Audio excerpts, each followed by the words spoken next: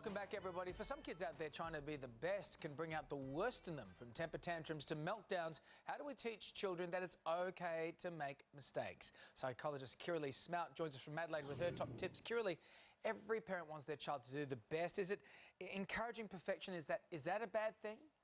Well, it's okay to want to do your best, David. Unfortunately, when you have meltdowns because you can't do your best, or getting really upset because things aren't perfect, that's when it all goes wrong.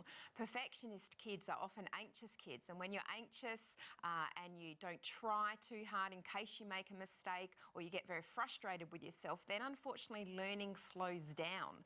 There was a very interesting study done by a psychologist a while back where they took kids at the beginning of the year and they looked at whether they put up their hand and tried to answer questions. And they found that the kids that put up their hand, answered questions and got them wrong were still doing better at the end of the year than kids who wouldn't put up their hands at all. So we really need to teach kids it's okay to have a go. But sometimes you don't know if they're experiencing this anxiety until they're in the depths of anxiety. So how do you know if they're acting up, if they really are suffering from bad anxiety? Yeah, that's a very interesting question, because anxiety and frustration are actually physically really similar. So when we get frustrated, we have a fast heartbeat, we have, tense muscles, we breathe quickly, and that's exactly what goes on when we're feeling anxious. And so kids who are anxious will often act in very frustrated and angry ways. They've got mum and dad, trying to help them with homework, and instead of kind of being able to calmly go through it, they have a meltdown. So if you've got a child who's not trying, who gets really panicky,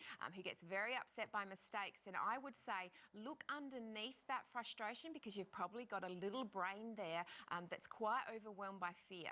Yeah, they're only little at the end of the day. Now, you say the key is making kids understand that giving their best is what counts, not actually being the best. Because there's a lot of pressure from parents out there, sports parents alike, you've got to be the best.